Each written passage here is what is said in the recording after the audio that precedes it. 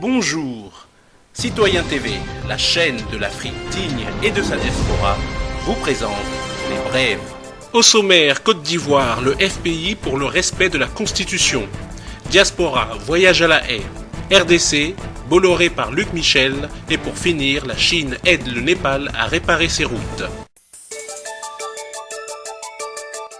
Côte d'Ivoire.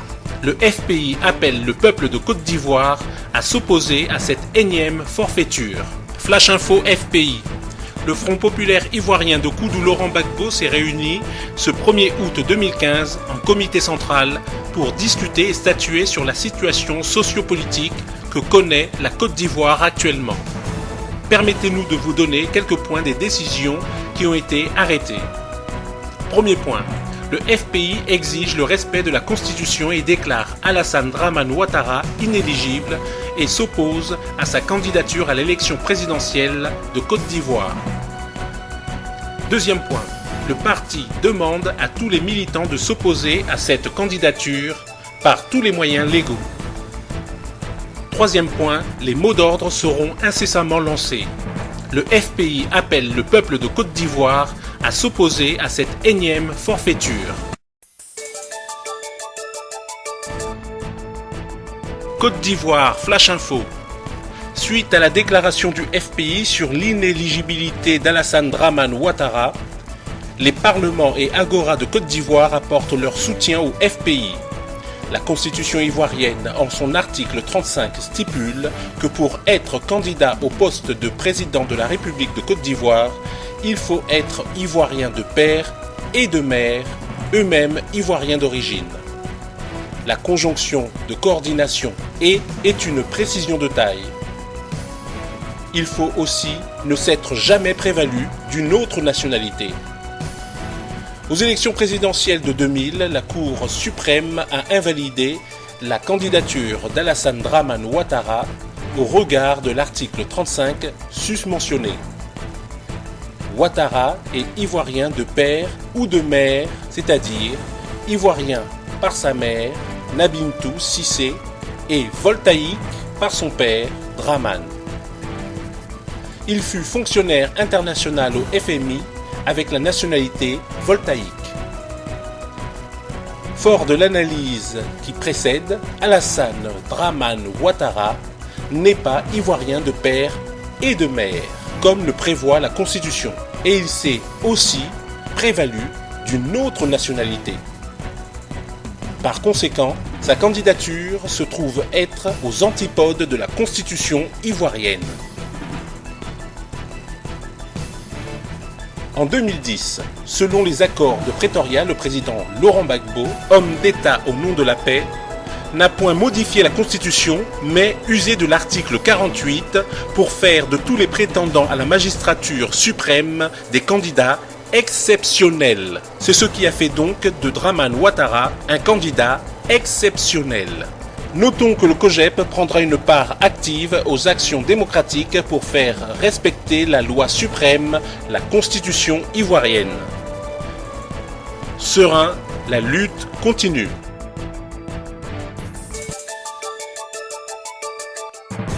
Flash Diaspora.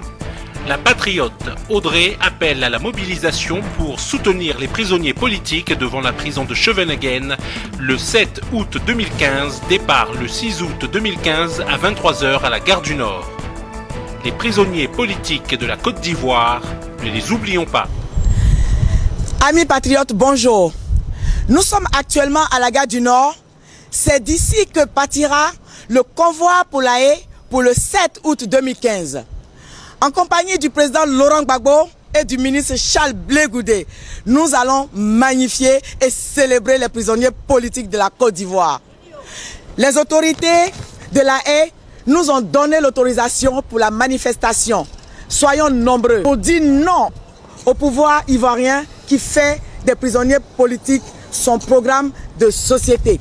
Vive le président Laurent Gbagbo, vive la Côte d'Ivoire. Je vous remercie.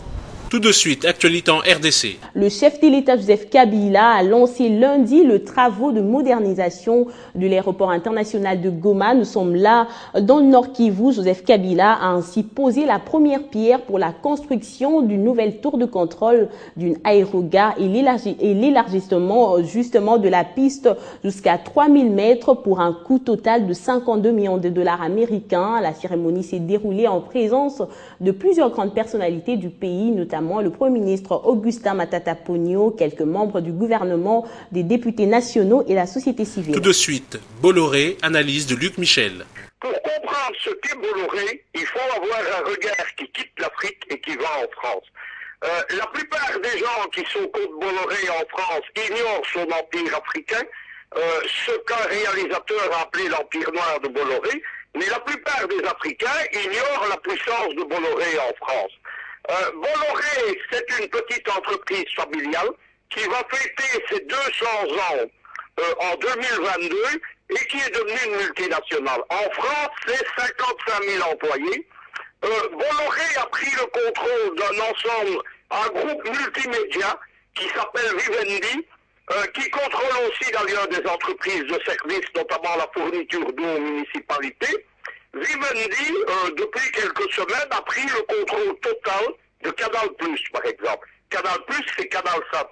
Vous comprenez aussi pourquoi notre chaîne de télévision Afrique Média a eu tant de problèmes avec CanalSat. C'est Bolloré.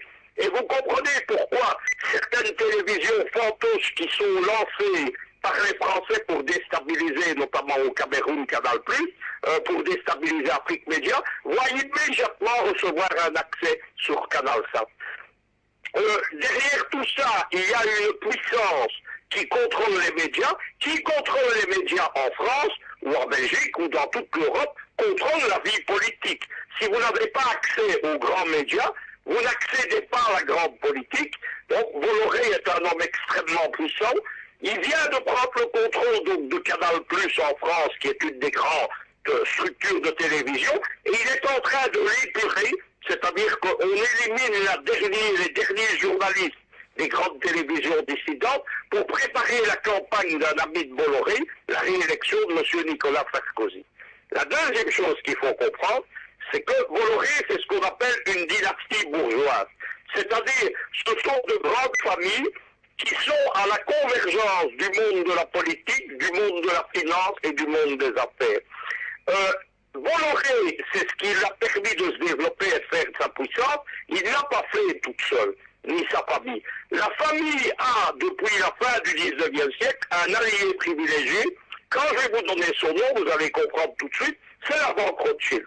La banque Rothschild, c'est un État dans l'État français. Il faut quand même rappeler qu'un des présidents de la Ve République, Georges Pompidou, qui a succédé au général de Gaulle, avait été dans les années 50 ce qu'on appelle le fondé de pouvoir, donc le patron de la banque Rothschild. La banque Rothschild fait que Bolloré a des moyens financiers extrêmement importants qui sont quasiment, par rapport à ceux dont disposent ses concurrents en Afrique, qui sont quasiment illimités. On va vous donner un exemple pour qu'on comprenne tout de suite.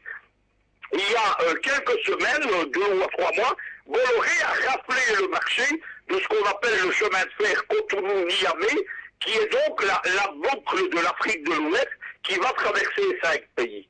Il a obtenu ce marché avec la plus mauvaise offre. Donc il y avait une offre publique, il avait des concurrents, dont des concurrents africains, et il a gagné alors qu'il avait l'offre la plus chère, avec, comme le fait Bolloré, des conditions qui ne seraient pas acceptées en Europe. Par exemple, des exclusivités et des monopoles pendant 20 ou 25 ans. Simplement parce que Bolloré a été le seul qui était capable de mettre 3,5 milliards d'euros. 3,5 milliards, je dis bien d'euros, pas de francs CFA. Un franc, 650 francs CFA, c'est 1 euro.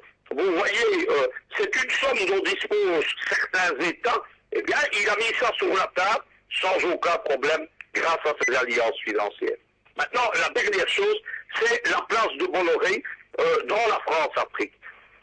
Pour comprendre comment fonctionne la France-Afrique, il faut savoir qu'elle utilise 3 domaines d'action bien différents. Il y a un livre qui est sorti il y a 2 mois qui s'appelle La fabrique des barbouzes, les réseaux Foccart. C'est aux éditions du Moment. Ça explique comment est née la France-Afrique. La France-Afrique, c'est quoi?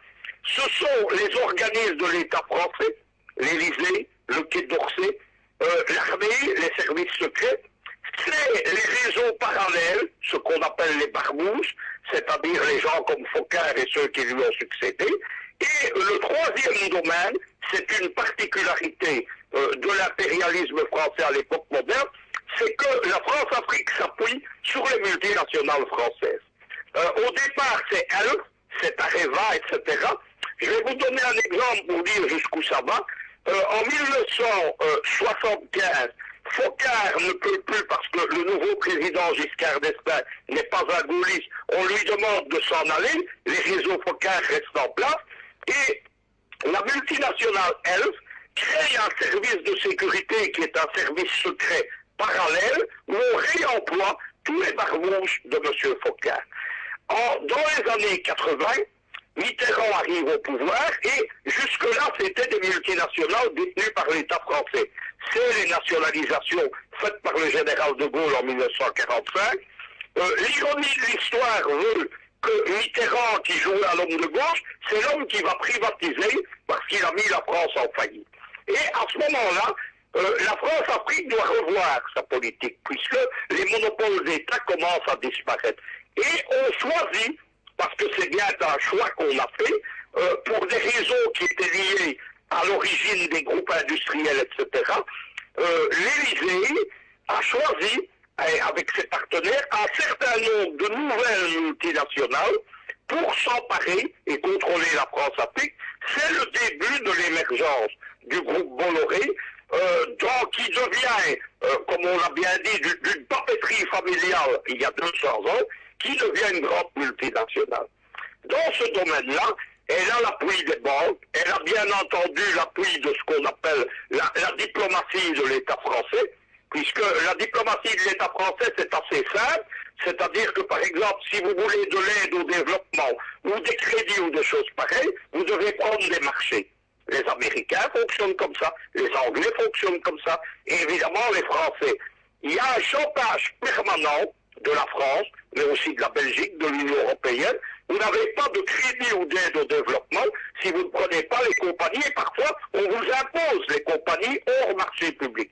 C'est ce qui s'est passé longtemps au Cameroun avec M. Bolloré. On en arrive maintenant à l'époque actuelle. Le but de la globalisation, c'est que totalement les entreprises privées se substituent aux États et une des obligations que fait le Fonds monétaire international, la Banque mondiale, l'Union européenne, c'est que tout ce qui est entreprise d'État soit remplacé par des entreprises privées et Bolloré, évidemment, est le choix non plus seulement de la France, mais de ces organismes mondiaux pour les pays du précaré français et certains autres. La seule réponse à ça, et ça sera ma chute, elle va être immédiate, la seule réponse à ça, évidemment, c'est de renforcer et de défendre les États en Afrique. Et pour finir, la Chine aide le Népal à réparer ses routes. Et plus de 30 pelleteuses sont entrées au Népal via le Tibet, dans le sud-ouest de la Chine samedi. Un déploiement qui intervient alors que les deux pays célèbrent 60 ans de relations diplomatiques. Le major général de la brigade de sauvetage Fu Ling affirme qu'il espère dégager la route dans 5 à 10 jours. Cette autoroute de 1000 km de long est un passage important pour les habitants des deux côtés de la frontière. Elle a été sévèrement endommagée après le séisme de 8,1 sur l'échelle de Richter qui a frappé le Népal le 25 avril. La police chinoise avait déjà beaucoup participé aux opérations de secours à l'époque.